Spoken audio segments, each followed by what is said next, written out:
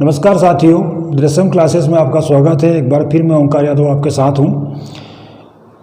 संधि प्रकरण को लेकर के संधि प्रकरण के अंतर्गत हमने पिछले वीडियो में संधि के बारे में समझा कि संधि क्या है, संधि के प्रकार देखे। संधि, स्वर संधि, व्यंजन संधि, विसर्ग संधि। स्वर संधि के पांचों भेद को हम पढ़ रहे हैं, जिसमें से दीर्घ संधि और गुण संधि को हम पढ़ चुके हैं। दीर्घ संधि में जैसा कि आपको बताया था कि सजातीय स्वरों का योग होता है और उससे जो विकार उत्पन्न होता है वो दीर्घ रूप में होता है। गुण संधि में जो स्वर होते हैं उसमें जो प्रथम प्लस के पहले यही स्वर रहेंगे और बाद में जब रहते हैं ई या ई होने से ए बनता है और ऊ या ऊ होने से औ बनता है। अब हम वृद्धि संधि पढ़ेंगे। वृद्धि संधि, ये भी स्वर संधि का एक भेद है। स्वर संधि के 5 भेद होते हैं, जैसा कि आपको बताया था। वृद्धि का सूत्र है आ या आ के बाद में ए या ऐ होने पर ऐ हो जाता है। इसी प्रकार के बाद ओ या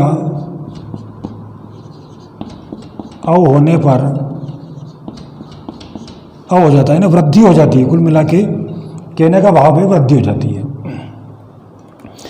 गुण संधि की तरह ही इसमें भी प्लस के बाद में विजातीय स्वर होते हैं, यानी सजातीय स्वर नहीं होते। सिर्फ दीर्घ संधि ऐसी है जिसमें सजातीय स्वर होते हैं, इन दोनों में विजातीय स्वर होते हैं। तो हम वृद्धि संधि को पढ़ रहे हैं। वृद्धि संधि का उदाहरण देखें तो सदैव शब्द है, सदैव, सदैव, तथैव। सदैव शब्द का संधि विच्छेद करें तो सदा, धन, एव, सदा धन एव। संधि युक्त करें तो यहाँ पर आ है, आ के प्लस आ के बाद में ई है, ए है, सॉरी, आ प्लस ए को मिलाकर बना आई। तो इन दोनों से आई बनेगा। अब यहाँ पे बचा सद, इधर बचा वा। आई की मात्रा इधर लगेगी तो सदैव। इस प्रकार से संधि युक्त किया जाता है। इसी तरह यदि तथैव शब्द हो तो भी करते हैं। दूसरा हम उदाहरण लेते हैं।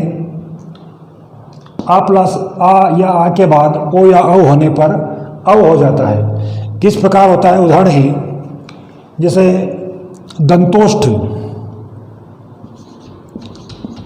दंतोष्ठ शब्द है, संधि विच्छेद करें,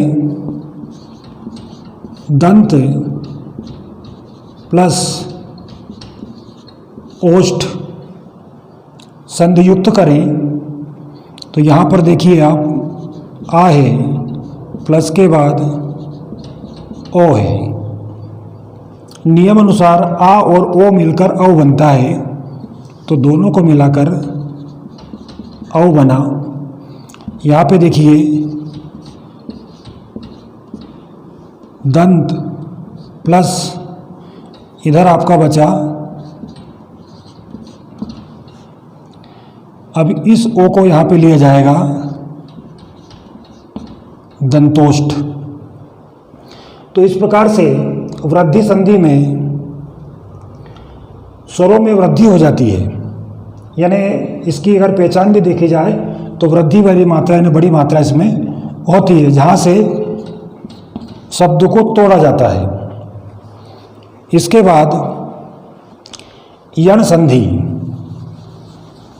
ये वृद्धि संधि था जिसमें क्रमशः आ या आ के बाद ए या आई होने पर आई हो जाता था, हुआ, और आ या आ के बाद ओ या औ होने पर औ हो जाता था। अब पढ़ेंगे हम यण संधि। यण संधि यण संधि में ई या ई के बाद सूत्र है इसका, ई या ई के बाद अन्य स्वर होने पर या बनता है, ऊ या ऊ के बाद अन्य स्वर होने पर वा बनता है, ऊ के बाद वा बनता है। इसी प्रकार री के बाद अन्य शब्द होने पर रा बनता है, री के बाद अन्य स्वर होने पर रा बनता है। आपको बताया था कि इन्हें अर्ध स्वर भी कहते हैं, अर्ध स्वर भी कहते हैं, वो बात यहाँ पे अब सिद्ध होगी। उदाहरण हम देखें यण संधि का, जैसे शब्द है अत्यधिक,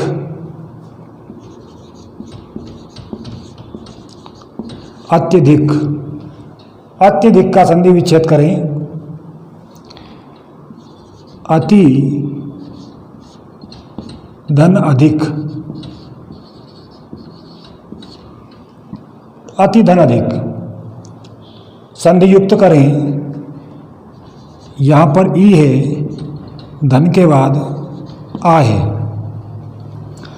नियमानुसार अन्य स्वर ई के बाद होने पर या बनता है, तो दोनों से मिलकर या बना। फिर से युक्त करने के लिए अत, इधर बचा धिक। अब या शब्द है, या जो वर्ण है यहाँ पर लिखेंगे तो हो जाएगा अत्यधिक, अत्यधिक। दूसरा है वा को लेकर के, तो उदाहरण है स्वच्छ, स्वच्छ,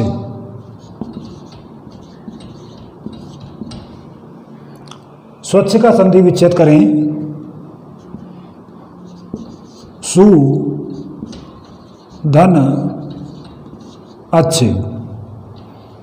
फिर से संधि युक्त करें, ऊ के बाद आ है, ऊ के बाद आ, तो ऊ से वा बनता है। जैसा कि आपने देखा यहाँ पे आपका बचा स छ, वा यहाँ पे लगेगा तो क्या बनेगा, स्वच्छ, यानी आधा है ये, स्वच्छ। तीसरा आपका है ऋषि के बाद अन्य शब्द होने पर रा बन जाता है।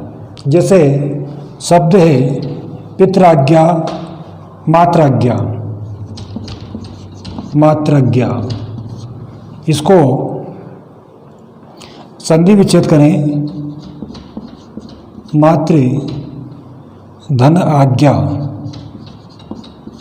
मातृ धन आज्ञा। प्लस के इधर री है, बाद में आ है। नियम अनुसार री से रा बनता है, पर आ बड़ा दीर्घ होने से ये रा बनेगा, रा। यहाँ पे आपका बचा मात और इधर ज्ञा, रा यहाँ पे लगा दिया जाएगा, तो इसको यूँ लिख सकते हैं मात्रज्ञा। इस प्रकार यण संधि में ये तीनों ही सूत्र में तीनों ही है। ई के बाद अन्य स्वर होने पर या, ऊ के बाद अन्य स्वर होने पर वा, और री के बाद अन्य स्वर होने पर रा बनता है। अन्य स्वरों में अगर यदि दीर्घ है तो या दीर्घ रहेगा, लघु है तो लघु रहेगा। यण संधि की पहचान है कि या, व और रा से ये तीनों ही जो वर्ण है ये आधे होंगे। इनसे पहले वाले जो वर्ण है वो आधे होंगे। जैसे यहाँ पे आप देखिए, या से पहले ता आधा है, वा से पहले स्व आधा है, और रा से पहले ता आधा है। यण संधि के बाद अयादि संधि। यण संधि और अयादि संधि दोनों ही संस्कृत संधियां हैं और बहुत ही महत्वपूर्ण संधि के जो नियम है वो ग्रामर का जो व्याकरण का जो नियम है उसके अनुसार खरे उतरते हैं। जो आपने पिछले वर्णमाला में समझा था वर्ण विचार के अंतर्गत, वो बातें यहाँ पर सिद्ध हो रही हैं। यानी कितनी वैज्ञानिक ढंग से हमारी वर्णमाला को सुसज्जित किया है भाषाविदों ने। अगला है अयादि संधि। अयादि संधि यानी पांचवी संधि है, ये स्वर संधि का अंतिम रूप है। इसमें सूत्र है एक के बाद अन्य स्वर। अन्य स्वर से आपको बताएंगे, अन्य स्वर का भाव यहाँ पे विजातीय स्वरों से है, सजातीय स्वर नहीं होना चाहिए। जैसे कि ए के बाद ए नहीं होना चाहिए, विजातीय स्वर यानी अन्य स्वर है। ए के बाद अन्य स्वर होने से बनता है आए। आई के बाद अन्य स्वर होने पर बनता है आय। ओ के बाद अन्य स्वर होने पर औ तथा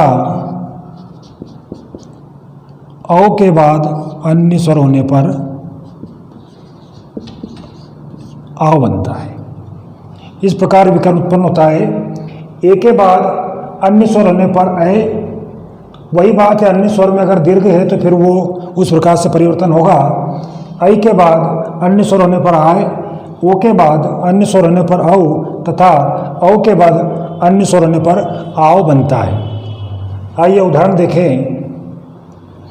जैसे नयन, नयन, नयन जो शब्द है इसका विच्छेद करें तो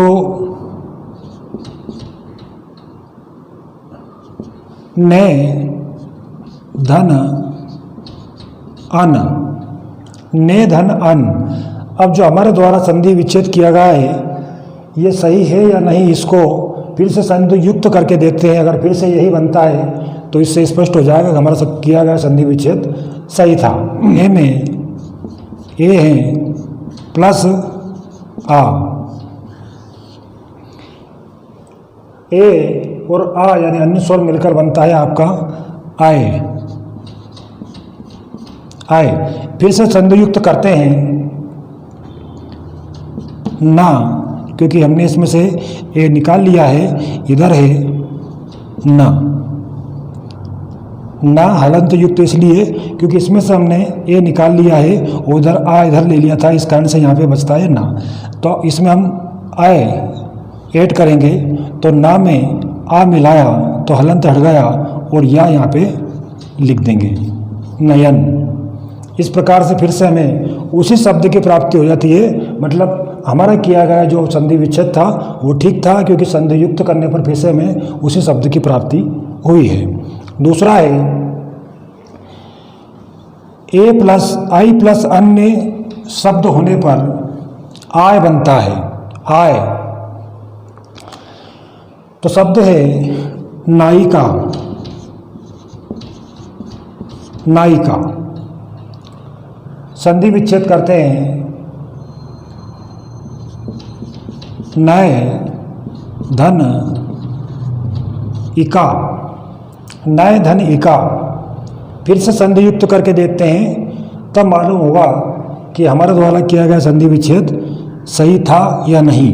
ने में आए है प्लस ई, ए और ई मिलकर बनता है आय आय, किंतु अंत में ई होने से इसको आई लिखेंगे हम। यहाँ पे ना बचा, इधर का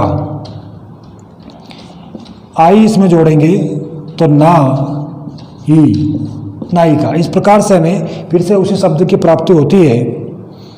अगला जो हमारा सूत्र है उसके अनुसार ओ प्लस अन्य स्वर, जैसे गवीस, गवीस। संधि विच्छेद है गो प्लस ईस। संधि युक्त करें तो ओ प्लस ई से मिलकर बनेगा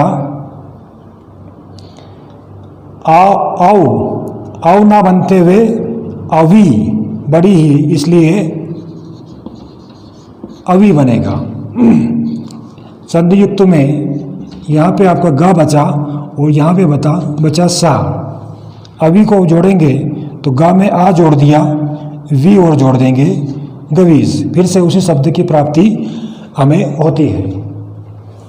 अंतिम जो सूत्र का शब्द है औ के बाद अन्य शब्द होने पर आ बनता है। जैसे शब्द नाविक,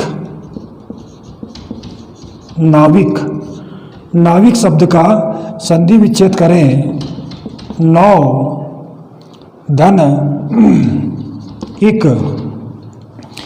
संधि युक्त करने के लिए औ के बाद ई यानी आवी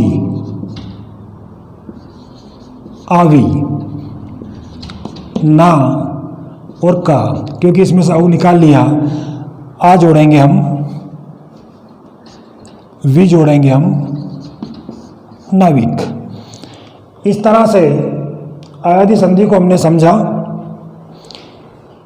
इस प्रकार स्वर संधि का जो प्रकरण था, यानी स्वर संधि के जो 5 प्रकार है, इनको हमने जाना। इनके सूत्रों को किस प्रकार से, सूत्रों के द्वारा किस प्रकार से संधि विच्छेद किया जाता है, पुनः संधि युक्त किया जाता है, इन सारी चीज़ों से हम परिचित हुए।